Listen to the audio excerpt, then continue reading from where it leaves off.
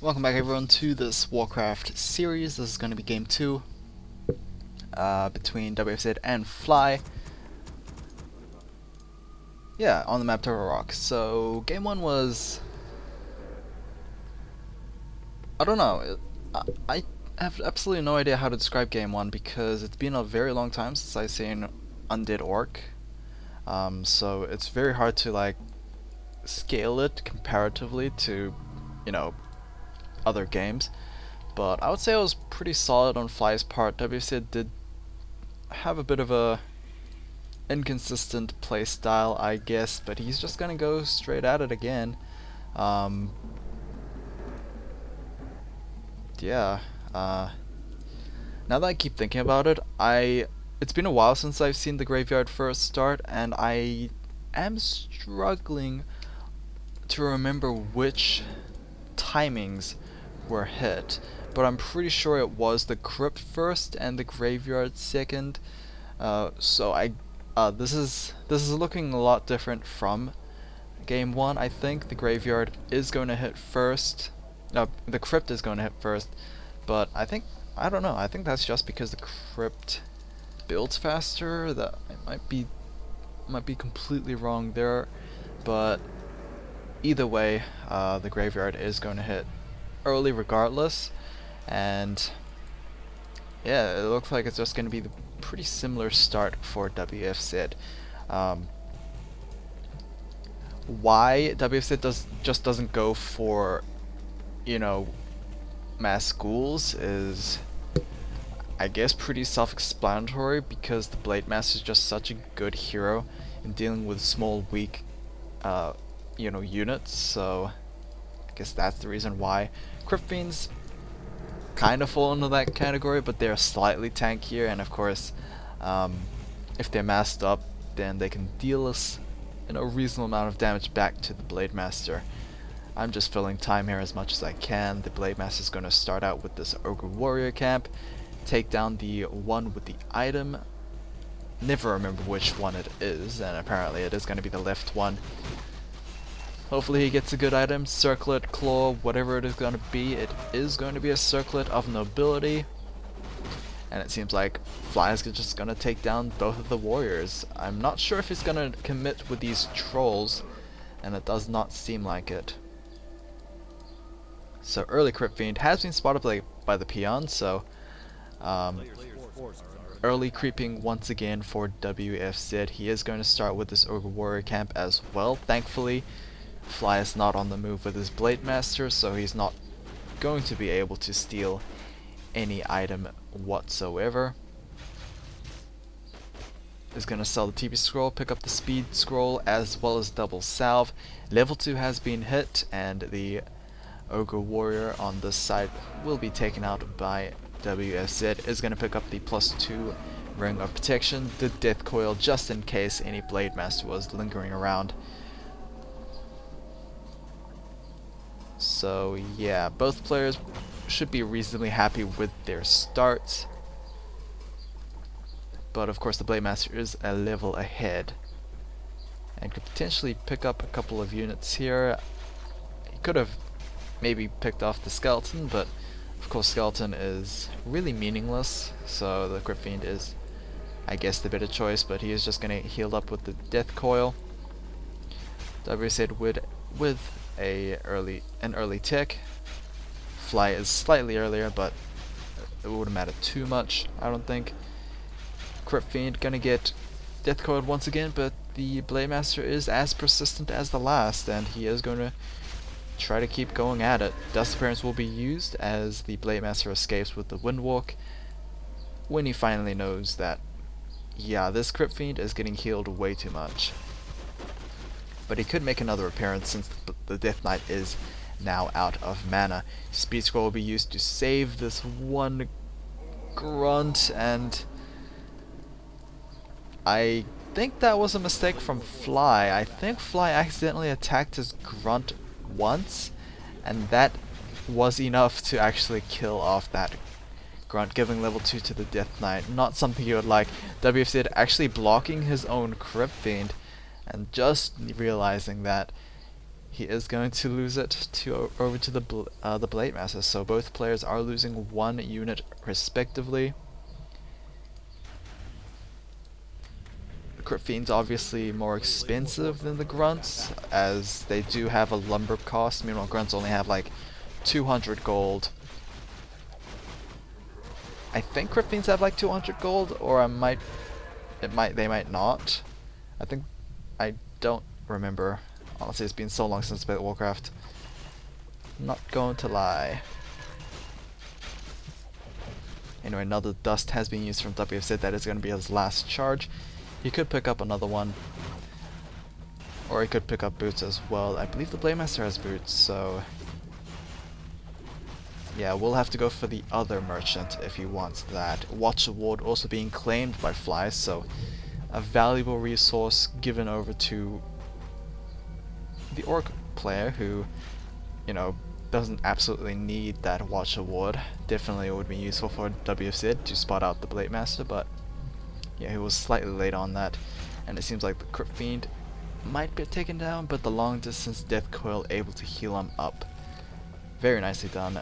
Talisman of Evasion is on the Blade Master, so he might be able to get a couple of lucky evades there. As you can see right there, 2 misses already, but a surround, and a very difficult surround actually being used there, and well, it seems like WFZ has to break that surround regardless, as the Blade Master just focused down one of those Crypt Fiends.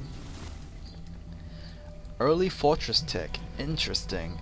We'll have to see. Fly is gonna go Ensnare, so he is focusing on Raiders once again. Fortress Tick. I'm trying to think of anything like absolutely impactful in tier 3 tech for an Orc player. I just can't think of one. Turns are rarely played in high play these days, and of course for like 5 years, I think, maybe even more than that. So it's gonna be interesting to see what that Fortress Tick is gonna lead into. It could just be there for the Orb of Lightning for the Blade Master. It could just be there for the advanced Warsong Battle Drums of those Kodos. Yep, we'll have to wait and see for the mid game. As the Lich is out for WFZ's second hero, leveled around the Death Knight, Potion of Greater Healing for the from that Gargantuan Sea Turtle as well. Swordhouse tier 3 as per normal, I guess. And another surround on the Blade Master. Thankfully he does have enough mana for a Windwalk. He will get out of there. +6 intelligence from those mantles. So yeah, he has a lot of stats. Potential steal here, but dust is, you know, available for use. Will we have it? Will we not? Dust will be used, and Death Coil will take the kill. But I believe the Blade Master. Oh, the Blade Master even misses the item as well, so that's pretty good. 1 mana stealing being picked up by the Lich. So yeah, the Blade Master gets nothing for his troubles and needs to be a little careful there. Tauren Chieftain taking out the Troll Warlord camp on the top left, getting himself the +6 Robe of Magi. Sneaky taking down that red creep camp under the nose of his opponent. Coda Beast #1 is coming out, and a third hero, Shadowhunter, coming out for Fly. We rarely see the hero count of Orcs go up to 3, but we're gonna have it, and the Shadowhunter is going to be very useful. I imagine Hex is going to be ability #1 for himself, because it just leads into so many things. Like Ensnare and War Stomp was bad enough, but with Hex as well to just make more plays, I'm looking like very forward to that. Double Mantles being transferred over to the Shadowhunter. He also picks up the Potion of Greater Mana. So yeah, Shadowhunter has a lot of mana available to his disposal. it could easily be transferred over to the turn chieftain as well. Blade Master has been spotted.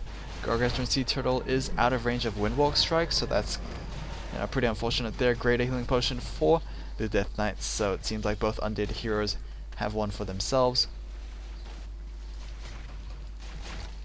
Blade Master is just gonna take out the leftovers, and level 3 onto the turn chieftain. Ring of Regeneration will be sold, as it's probably not as useful since we will eventually have Healing Wave. Kodobeast number 1 gets taken up by the Death Coil and Frost Nova combo. We did hear the silence from the Dark Ranger, who returns level 1 as the third hero. Alright, Kodobeast is being replaced. Fly is currently at 50 versus WFZ's 50 as well. 3 heroes versus 3 heroes. We rarely see like full heroes versus full heroes in an Orc Undead matchup. Healing Wave coming out from the level 2 Shadowhunter. He has plenty of mana to toss around. Fly is just waiting on that Kodobeast, and he should immediately fight after that. It's gonna be really bad if he loses his Bestiary, but yeah, he is gonna start fighting now. Orb of Lightning getting picked up as well. Speed Scroll, I think, should be the item to pick up to just accelerate this. The peons are gonna come over and repair that Bestiary as quickly as possible, but yeah, especially against an undead whose Lich can just easily Frost Nova the workers. It's going to be pretty tough, but the Lich currently has Dark Ritual, I believe, as well as Frost Armor, so we have no Frost Nova in play just yet.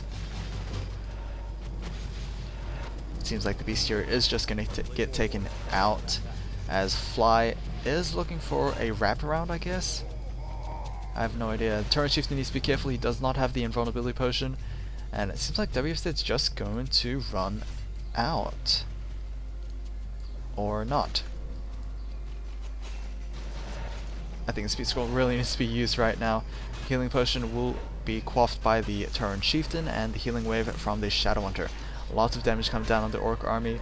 Dust Appearance is going to be tossed over the Blade Master, but the Kodobeast is looking for something to nom.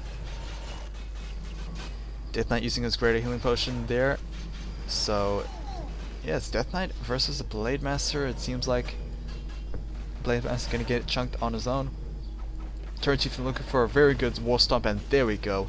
War Stomp gonna hit around 8 units there, including the 3 heroes.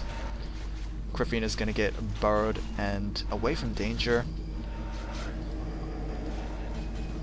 I have no idea if the Death Knight has Death Pact or not, but yeah, it seems like WCA is going to get slowly pushed back. It's really bad to run away from an Orc player as well, because you're slowly going to lose units because of the Ensnare and of course the War Stomp and the Hex.